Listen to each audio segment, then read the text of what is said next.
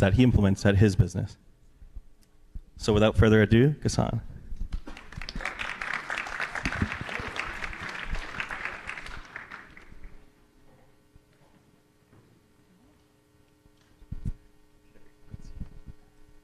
Hi, everyone. Man, Jake Carl, I would say, he says doesn't do any drugs. I don't know what chocolates you're eating, man, but I want some. That was awesome. I love it. You should have seen me when I was your age, Jake. I'm here to be wise now. I'm not here to stir anything up right now. So we said today was all about bold moves and bold founders. We've got a bold founder right here. Ghassan, you've built, bought, restructured, and scaled multiple brands and multiple companies. But what's the boldest move you've made as a founder, and how did that shape your path in your entrepreneurial journey? Thanks, Sharif. I've kind of done this, as you said, for some time. 15 years of building, buying, selling, restructuring e-commerce companies for a living. And I would say, just to sort of drive the point home, when I was 25 years old, I quit my Wall Street job, which is really code for Wall Street quit me, and jumped into the entrepreneurial journey. By 27, I had about 100 plus employees. By 29, I had about 200 employees for a minute. By 30, I lost it all. I went to zero. By 34, I had a $50 million company. By 36, I had a $150 million company. By 39, after having bought and jumped into the COVID peaks and getting excited and getting greedy, frankly, we were burdened with a lot of debt. And we almost lost it all, again, at 39. I'm 40 now. We finally come out of a massive cleanup exercise. And I'm really, really pumped about the future. And I think, to answer your question, the boldest thing is really kind of sticking with it all along and never quitting. And I'm a huge Michael Jordan fan. And one of the things he says is that I never lost the game. I only ran out of time. And the cool thing about entrepreneurship is, as long as you're alive and kicking, you never run out of time. And you can keep going and you can keep fighting. And that's really exciting. So sticking with it is really the boldest thing that I can think of. I'm 38 again, so 39 is up next, and it sounds like it's going to be rosy. 40, but 40 is a bit brighter. 40 is the good one? Okay, I'll wait for that. Well, we've been talking about the hard times. Jake's talked a little bit about how he gets through the hard times with his partners and family members. Was there ever a time that you made a move and you're just thinking, okay, shit, this is going to sink us. I've done it now. And you leaned in anyway. What gave you that conviction to push through? How did that look? Talk us through that mental process. Yeah, totally. From my vantage point, at least in recent memory, because there's been a lot of pain along the way and a lot of excitement and gain. Just staring down this abyss, we had, as I said, we picked up a bunch of businesses really quickly. E-commerce was the hottest thing on earth in 2020. We were buying businesses that were doubling, tripling, as I said, north of 100-something million in GMV, and it all happened really quickly. But as the pandemic highs came down, at the exact same time, interest rates started going up. And so on all that debt, we had all this interest to service. We had disgruntled founders in the portfolio. We had, obviously we had almost 9 brands. So you can imagine all of these founders that are running their own businesses through the downturn. Founders want the fun times and the big and let's go times. They don't want to roll their sleeves up and clean up, right? That's not what they promised their staff. That's not what got them excited. So we had to go in and clean things up. And so I think from our perspective, it was really tough to say, let me stick with it again, right? Because when you're seeing this mountain of debt and this declining portfolio after the dust settles and the music stops, most people I know, and you probably know, would have just walked away and said, screw it, it's founder life, that one didn't work out, let's move on to the next. But I felt compelled to come back here and really stand up for everyone that backed me, that supported me, that showed the trust in us and in my team, and stick with it. And I figured, worst case, even if we didn't make it, people would respect that I didn't bail. But instead, because of the hard work, because of the heart, the drive, the energy that we put in, essentially we get another chance now, but we do it the right way. We do it sustainably, we do it clean, our business is growing again, but that would have never been possible if I didn't have really the sense and the urge to prove ourselves and to stick with it. So the entrepreneurial grit, I think it runs in everyone's veins here. How do you broach that difficult conversation with a founder and say, listen, buddy, it's time to come in and give the business what it needs, not what you want the business to need? Well, normally I remind them that I made them a millionaire, first and foremost, right? We bought their companies, they joined our portfolio, they got the good end of the stick. We're here now cleaning up. So it's time to do some grown-up work and get serious about what we need to do to recalibrate the realities of the business. We bought a business, for example, that was doing 20 million a year. It was supposed to do 30 and 40 million a year. Instead, it was doing 15 and 10 million a year. So we can't be doubling our staff in anticipation of 40, but if 40 ain't coming till 3-4 years from now, we got to come back down here to planet Earth. And that's kind of the hard conversations that we've had to have along the way. So it is very much, I never signed up to be the bad cop. But the reality is that at some point we got to get serious about the realities of making money. And I think this is a new theme now. I've been talking about it for years for anyone that's followed, in that, there's always this sky high, let's go to $1 billion, and $1 billion, it doesn't sound fun anymore. We're talking 10 billion, 100 billion. Let's shoot for the stars, and that's the VC game. And that's okay if you want to play that game. I've had enough gray hairs. I'm focused on cash flow and cash today, for that matter. I hear you on the grays. Okay, let's talk a little tactically. E-commerce has changed. We know that. The old days of launching a store, widening your product catalog, throwing up a bunch of ads, and just waiting for the dollars to roll in has changed. Retail's caught up with that now. And you've talked a little bit about reigniting growth through focus, not breadth. Can you walk us through a little bit of how that shift looked for one of your businesses? Yeah, so a lot of you guys are in commerce and e-commerce, I assume, and I saw a couple of hands up there. So, we started off in our, let's call it 1.0 version. Emerge was supposed to be a portfolio of e-commerce companies. I guess the industry or the segment that we were in, they referred to as e-commerce aggregators. And a lot of those aggregators ran out of steam for the same reasons. There was excitement. We were buying businesses at the peak. They were all coming down at the same time. Our model entailed us taking on some debt to buy these businesses, interest rates going up at the same time that the profits were going down. So really tough conundrum. Most our cohort of e-commerce aggregators, groups like Thrasio, if you've heard of those sorts of names, a lot of those guys are out. They're either bankrupt, restructured, and we came damn close. We came damn close. The 2.0 model, as I said, when we decided that we're going to focus, we were going to work on fewer, bigger, more compelling opportunities. So we said, where within our portfolio do we have an unfair advantage? Where do we have real community, real brand? Where can we double down and roll our sleeves up and make clear impact? And for everything else, we're going to have to be relentless. We're going to have to sell off all our non-core businesses, and we're going to have to bring down that debt to give us a fair shot to recalibrate. And that's kind of what we did. And so we ultimately ended up landing on True Local, which is our meat and seafood subscription business. It's the #1 player in Canada. It's kind of the butcher box of Canada. And then on the other side, we have a golf portfolio. But we had some really nice businesses along the way that I frankly really loved. We didn't have enough firepower to offset the debt. So, for example, we sold a business to Tiny. I don't know if you guys know Tiny. It's another holding company that we sold a pet business that I really liked out of Virginia. It just had nothing to do with our core here in Canada, where we were winning, and that's what we decided to do. Andrew Wilkinson loves collecting those businesses. Right, he sure does, and I don't love selling them, but sometimes you gotta do what you gotta do. Okay, so let's talk about customer acquisition. I think you are one of the first people that I've heard in e-commerce in Canada talking about leveraging AI and customer data for customer acquisition. Can you walk us through how you do that at Emerge Commerce and how you do that with your suite of brands?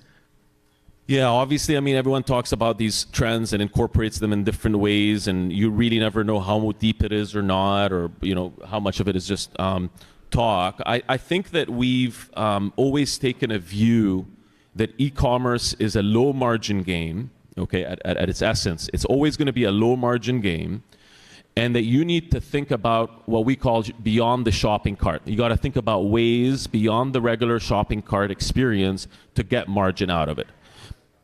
What we stumbled on was that we sit on a lot of data, millions of members through the years. We have a crazy large email list. We have data, traffic. We have, all sorts of social, obviously. And so we decided that probably the way to tackle this is to leverage our data, repackage it, and figure out the right advertisers, sponsors, and partners in the background, right? Obviously, all with the right consents and all the privacy settings and all of that stuff figured out with legal and so forth. But at the end of the day, we have e-commerce, and this, by the way, this sort of profit machine in the background that we've developed through the years allows us to give a true and authentic e-commerce experience that's not sacrificed. So we're kind of taking a page out of Amazon, if you will, in the sense that we really want customers to feel like we are true to them, to the way we treat them, to the way we price things. We're always going to be competitive. Our customer service is going to be impeccable. But in the background, we want to find ways to make money, because that's the way you get the ability to reinvest into the business.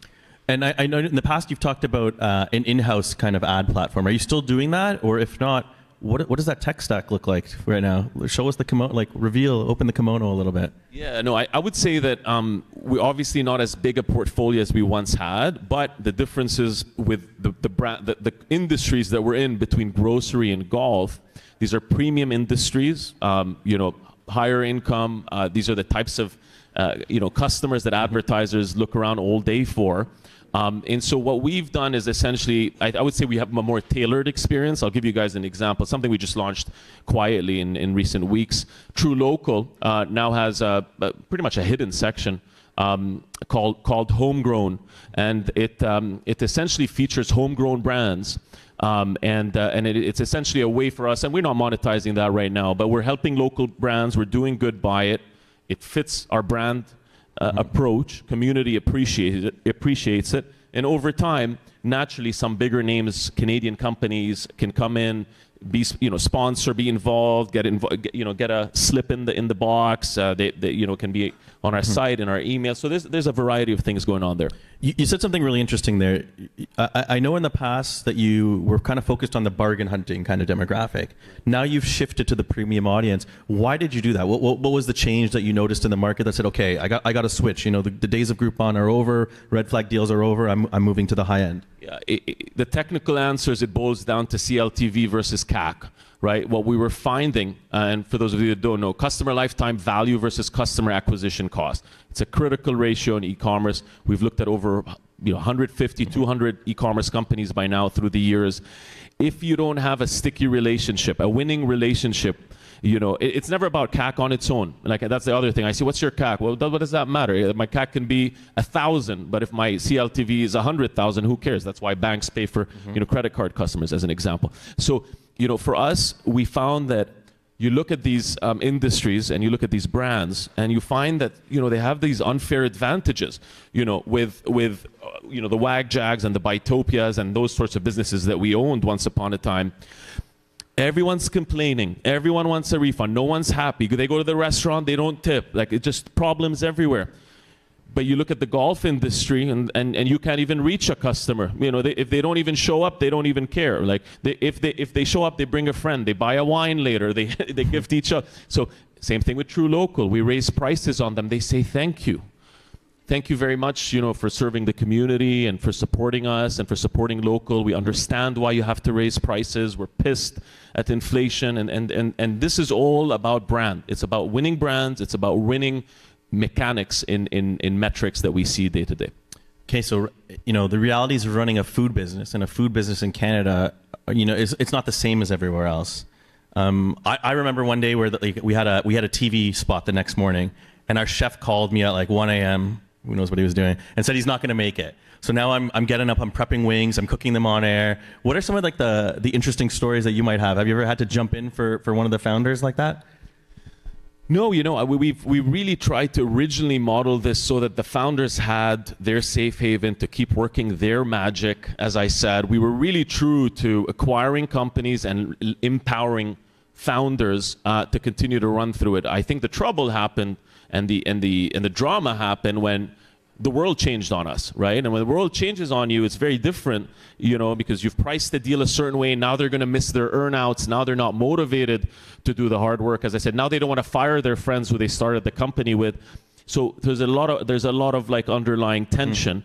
But I will say that the 2.0 model entailed us essentially being done with the middle management format and walking in directly to manage these brands and grow them. And so once we did that, we've had to have tough conversations, but we've also, and I've also, and this is for anyone who ever jumps into something like this, it was very important for me to upfront state that, we are going to make mistakes. Like, it's going to take us some time, so be patient with us while we figure this out. But our intentions are good, and finally now when you look at it, over the last couple of years, I would view this, we are in the sort of mid to late stages of a comeback of sorts where things are growing, we're profitable, our best talent is empowered, they're incentivized, but you got to be honest and you got to tell them there's some bumpy days ahead. Okay, so trusting the process. And I think you mentioned something, you said something there too, the world has changed. Well, the world's changed again. And I think you've talked about recently seeing a bump in metrics today that feel like COVID without the COVID. What do you think is driving that lift? And what's surprising you about that? How are you kind of adapting to that? Yeah, so I think primarily with True Local, we got very lucky this time around. We've taken many blows through the years, and as others said, our businesses went upside down in different ways along the way. But for example, with True Local, obviously the Buy Local and the Buy Canadian movement has been massive. And around, I think, the last weekend in January, we were talking about as a team, could this be a moment for us? We're the ones who stood true to local. We never abandoned the local premise of what that particular business was about. We never resorted to cheaper, lower, or higher margin meat from abroad. There was Australian Wagyu. There's all sorts of luring products that we could have added to the mix to make more money, but we said no. We always surveyed our members, and they really deeply cared about the local element to the equation. So we said, we're going to lean in.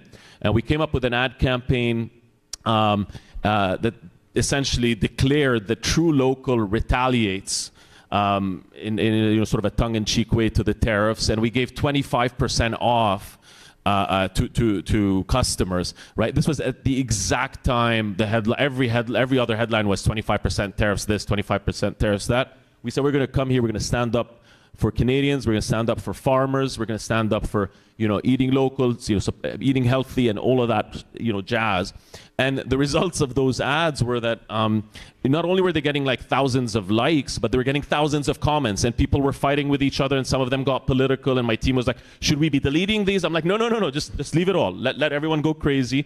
Let's be the sponsor of everything happening in this country in this crazy time, and I bet you it'll do well. It'll do big things for our business. So I think what you're referring to is that since February, our subscription numbers, our net new subscribers at True Local went up by 193%. And as you guys know, a subscription business of this sort of seven-figure business, is very substantial for us, and so it's meant great things. But it was a bit risky. You had to roll the dice a little bit and be edgy with the communication. You get interesting comments on meat ads from the public for sure. I've seen that before. Before we jump to the Q&A, I want to ask you a question that I ask a lot of founders. What do you think exemplifies a great Made in Canada brand? In one word, I think transparency. Authenticity, and I'll give you more than one word as I think of them now. I think that you have to embody, just open communication with your customers. You got to follow through. We always tell the team, this is from a team perspective, we always want to under-promise and over-deliver. We want to bend over backwards for our customers. I think at the end of the day, we look at this as something of a moment where and again, I'll take the True Local example, but really we are a Canadian portfolio at this point.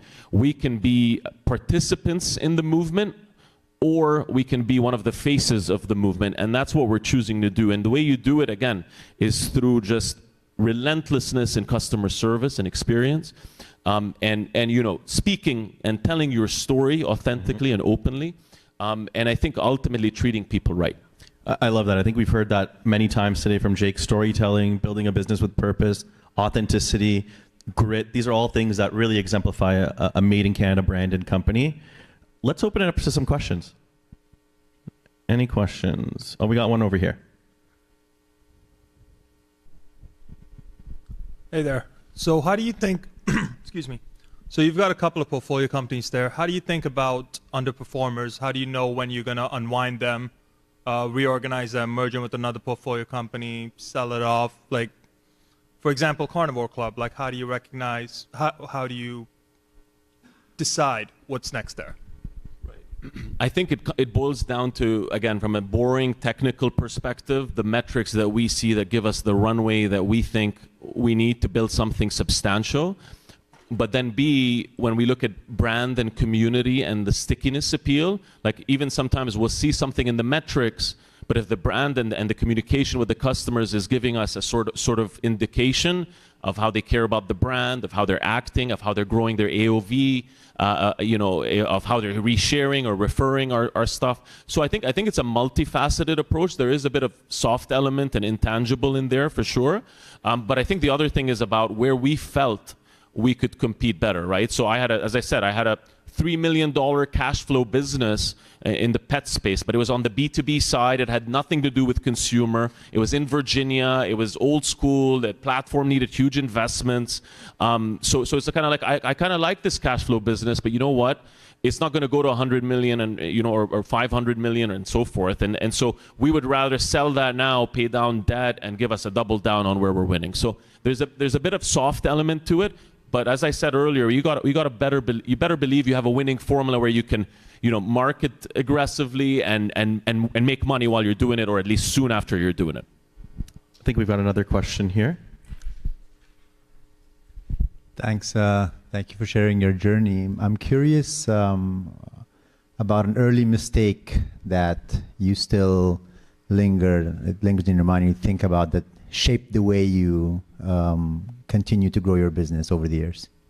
Yeah, I think it's a relatively early mistake that I can think of off the top of my head is when things are hot, a lot of people want to give us a lot of money. And we did take the money, which is good. But we had this urge, and everyone around us was expecting us to spend this damn money and go quick and go fast and grow. And there were a lot of pressures on me, but at the end of the day, the buck stopped with me, right? Whether it's board, investors, people around you, if everyone's like, it's time to spend that money, it's time to 5x, it's time to 10x, right?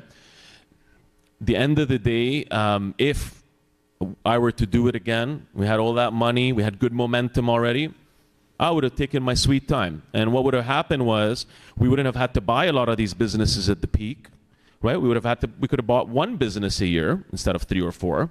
Right? And then when everything came down, it would have been great to have a lot of money and go out and buy them then because they were all hurting, right? So I think the urge, and this is something I truly believe as a bigger lesson, the moment you think you are invincible is exactly the minute you no longer are, right? And so right then and there, that moment of, oh, the money, this, that, the market cap, the lawyer's calling you, your shares are worth this or that. I'm like, fuck off. I don't want to hear any of that. You got to kind of zone in. You got to take your time, breathe for a minute, right? You don't get excited and build up into your own hype. Same way. If you go down here and you're low, don't feel like that's the end of the world. You're not like 80% less smart or 80% less driven. So I think it's a bit sort of about a balance and a sense of presence. You're being present in the moment and capturing it and going brick by brick, which sometimes is counterintuitive to the tech community of let's go large, let's go big, which is good. Some people win that way too. Move fast and break things doesn't work in e-commerce, guys. Don't take that advice from your VC, especially if they're software based. But I think we have one more question back here. Hi there. So my question is, your approach or philosophy when it comes to handling stress or risk in general. So is it just having a safety net aside? You're like, you know what, if everything goes down or everything goes out the window, I'm okay here. Or is it just a certain mindset that you've found or someone gave you that, you know what, this is one life I got, I'm going to do it. if things go bad, I'm still going to rebuild everything and things are going to work out? It's a really deep question, and if I had a drink, we could spend a little bit of time, theorizing about a few things. I don't want to come across as though I think everything we're doing, I would do exactly the same way. A lot of times I hear no regrets. I don't know. I definitely have regrets, but I think those are learnings as well, right? Like I think this is part of the journey, and so if I were to look back, I'd say so. First of all, just to answer your specific point, the way I look at it is what I said at the very beginning today, is that if you keep playing the game, if you're scrappy enough and you hustle hard and you have heart for it and you love the grind, you love the game doesn't end on you. As I said, as long as you're living and kicking and breathing, you can keep going. So no matter what happens, I'll give you the example that I said, the original company that went to zero, something I don't really talk or write about a lot or any of that, is after it went to zero, my new company we kept watching that old business of mine. It was smaller by then because it went through restructuring and so forth, but whoever bought it went out of business. So we ended up buying those assets again, right? So the point is, like, I think it was Airbnb, the CEO at Airbnb, that always, one of the investors said, we invested in them because they're like cockroaches. Like, they never die, right? That's me. Like, in real life, I might die eventually, but like in business, like, I love what I do. I'm going to be around every bit of the way. And that's kind of why I also said I never, ever give up, because I know when I'm competing with someone, and I know when my name is brought up, people know that this guy ain't quitting. Like, you're going to leave the party before he leaves the party, right? And so even if we're down, even if we have a million obstacles, no matter what happens, the thing is, you got to approach it and say, okay, oh shit, I got 32 million in debt and my business is declining. Everyone's running away. My CFO is depressed. Okay, everybody leave the party if you don't want to be here. We're going to solve this. We're going to talk to them. I'm going to sit down with the lender. I'm going to look him in the face. I'm going to talk to him. I'm going to say, I owe you $32 million in 6 months. I ain't paying it. So sit down, close the door, let's work something out so that everybody wins here, okay? And so we go back, fine, take some more time. Okay, great. Look at it, say, okay, who's it? Oh, Tiny has problems. I think they need some EBITDA right now. I call up Tiny, they jump in on it, they grab it. I grab some of that money, I pay down some debt, go to the gym a bit, de-stress, come back, think about it a little bit more, talk to the team, get them honest, get them working harder, right? Bit by bit, brick by brick, 2 years, 3 years, and now I'm looking up and saying, wait a minute. Like, the debt's down from 32 million to 5 million. The business is growing double digits. Everyone else is bleeding and scared of these tariffs. We're winning. We're retaliating. We're bringing it back, right? So it's super exciting, but like that momentum, you gotta be a little delusional. You gotta be on those chocolates a little bit, So, yeah. But yeah, there you go. Right. True grit. I'll bump a mic. And maybe we'll leave it off on one last thing. If someone feels like they've got a brand that's ready to, pun intended, emerge, how do they get in touch with you?